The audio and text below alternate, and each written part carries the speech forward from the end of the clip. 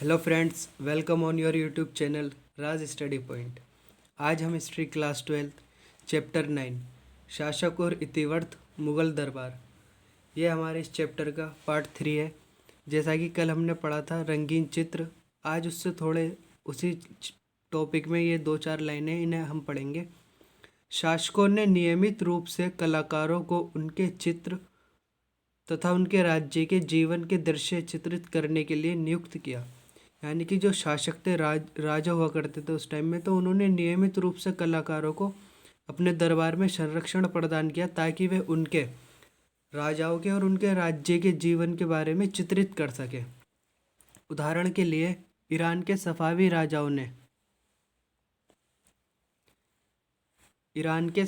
राजाओं ने दरबार में स्थापित कार्यशालाओं में प्रशिक्षित उत्कृष्ट कलाकारों को संरक्षण प्रदान किया। ईरान में जो सफावी राजवंश था उसके शासकों ने अपने दरबार में स्थापित कार्यशालाओं में प्रशिक्षित कलाकारों को संरक्षण प्रदान किया। जैसे बीजाद जो ये एक कलाकार है, इन्होंने सफावी दरबार की संस्कृति को चारों ओर फैलाने में बहुत महत्वपूर्ण योगदान दिया है। बीजाद जैसे चित्रकारों के नाम ने सफावी दरबार की सांस्कृतिक प्रसिद्धि को चारों ओर फैलाने में बहुत योगदान दिया। अब नेक्स्ट लाइन आती है हमारी, ईरान से भी कलाकार मुगलकालीन भारत आने में सफल हुए। यानी कि ईरानी कलाकार भी मुगलकालीन भारत में आने में सफल हुए और यहाँ उन्होंने शाही नौकरियाँ भी पाई। कुछ को मुगल दरबार में लाया गया, जैसे मीर सैयद अली और अब्दुस समद को। ये दोनों ही बहुत इंपॉर्टेंट कलाकार हैं। इनका एग्ज़ाम में इनसे रिलेटेड क्वेश्चन भी पूछा जाता है कि ईरान के 2 कलाकार जो थे मुगल दरबार में आए, उनका नाम मीर सैयद अली और अब्दुस समद को बादशाह हुमायूं को दिल्ली तक साथ देने के लिए कहा गया।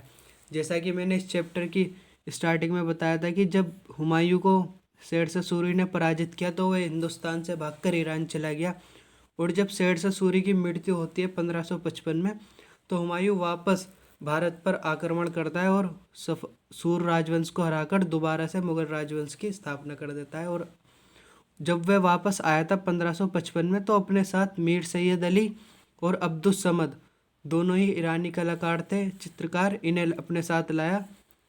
अन्य ने संरक्षण और प्रतिष्ठा के अवसरों की तलाश में प्रवास किया। यानी कि अन्य कलाकार जो हुए उन्होंने संरक्षण और प्रतिष्ठा इनके अवसरों की तलाश में प्रवास किया।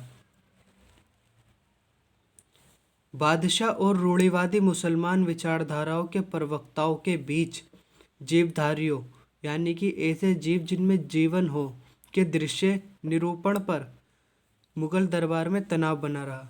मुस्लिम रूढ़िवादी प्रवक्ता इस बात का विरोध करते रहे कि जीवधारियों के चित्र न बनाए जाए, लेकिन मुगल दरबार के चित्रकार उनका चित्र बनाया करते थे, तो इस प्रकार दोनों के बीच दरबार में तनाव बना रहा। अकबर का दरबारी इतिहासकार अबुल फजल जो था अकबर का दरबारी इतिहासकार, बादशाह को ये कहते हुए उद्धत करता है, कई लोग ऐसे हैं जो चित्रकला से घृणा करते हैं, पर मैं ऐसे व्यक्तियों को नापसंद करता हूँ। यानी अबुल फजल कह रहा है कि जो लोग चित्रकला से घृणा करते हैं, मैं ऐसे लोगों को नापसंद करता हूँ। मुझे ऐसा लगता है कि कलाकार के पास खुदा को पहचानने का बेजोड़ तरीका है। अबुल फजल कहता है कि अबुल फजल को ऐसा लगता है कि जो कलाकार है उसके पास खुदा को पहचानने का बेजोड़ तरीका है। क्योंकि कहीं ना कहीं उसे यह मालूम होता है कि खुदा की रचना को वह जीवन नहीं दे सकता। यानी कि कलाकार एक चित्र तो बना सकता है पर उसमें जीवन नहीं डाल सकता, तो कलाकार को ज़्यादा पता होगा कि वह खुदा की कलाकारी को नहीं बदल सकता। नेक्स्ट टॉपिक है हमारा अकबरनामा और बादशाहनामा। ये दोनों ही मुगल इतिहास है। महत्वपूर्ण चित्रित मुगल इतिहासों में सर्वाधिक ज्ञात अकबरनामा और बादशाहनामा यानी राजा का इतिहास है। प्रत्येक पांडुलिपि में औसतन, यानी इसमें औसत बताया गया, औसतन 150 पूरे अथवा दोहरे पृष्ठ, यानी कि आगे और पीछे दोनों पर लड़ाई, घेराबंदी, शिकार, इमारत निर्माण, दरबारी दृश्य आदि के चित्र हैं। अब यहाँ बात आती है कि अकबरनामा जो इतिहास है इसे किसने लिखा। अकबरनामा को अबुल फजल ने लिखा, जो अकबर का दरबारी इतिहासकार था। ये 1 मार्क्स का क्वेश्चन है। अकबरनामा के लेखक अबुल फजल, यानी जिन्होंने अकबरनामा को लिखा वो कौन थे? अबुल फजल। अबुल फजल का पालन पोषण मुगल राजधानी आगरा में हुआ। आगरा जो थी उस टाइम मुगल राजधानी थी, तो उसी में अबुल फजल का पालन पोषण हुआ। अबुल फजल वे अरबी, फारसी, यूनानी दर्शन और सूफीवाद में पर्याप्त निष्णात थे, यानी कि इनमें अबुल फजल की अच्छी पकड़ थी। इससे भी अधिक वे एक प्रभावशाली विवादी तथा स्वतंत्र चिंतक था, जिसने लगातार दकियानूसी उल्मा के विचारों का विरोध किया। उसने उल्मा के जो विचार हुआ करते थे उनका विरोध किया। इन गुणों से अकबर बहुत प्रभावित हुआ। जब अकबर को इनके बारे में पता चला तो अकबर अबुल फजल के इन गुणों से बहुत प्रभावित हुआ और अकबर ने उसे, अबुल फजल को, अपने सलाहकार और अपनी नीतियों के प्रवक्ता के रूप में बहुत उपयुक्त पाया। बादशाह का एक मुख्य उद्देश्य राज्य को धार्मिक रूढ़िवादियों के नियंत्रण से मुक्त कराना भी था। 1589 में शुरू कर अबुल फजल ने अकबरनामा पर 13 वर्षों तक कार्य किया, यानी कि अबुल फजल ने अकबरनामा की रचना 1589 में शुरू करी और 13 वर्षों तक वह अकबरनामा लिखता गया। और इस दौरान कई बार उसने प्रारूप में सुधार भी किए और अकबरनामा के मॉडल में उसने कई बार सुधार भी किए।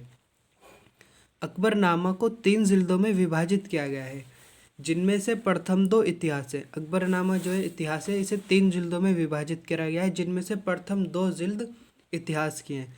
तीसरी जिल्द आईन अकबरी है। पहली जिल्द जो है उसमें आदम से लेकर अकबर के जीवन के एक खगोलीय कालचक्र तक का मानव जाति का इतिहास है।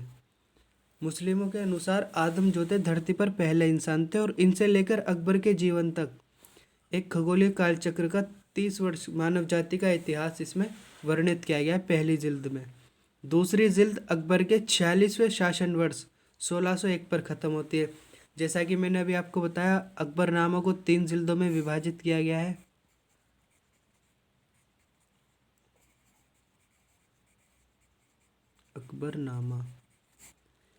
अकबरनामा जो इतिहास है इसे 3 जिल्दों में विभाजित किया है, पहली जिल्द, दूसरी और तीसरी। पहली जो है वो आदम से लेकर अकबर के जीवन के खगोलीय कालचक्र तक का मानव जाति का इतिहास है। दूसरी जिल्द जो है अकबरनामा की, वह अकबर के शासन के 46वें शासन वर्ष पर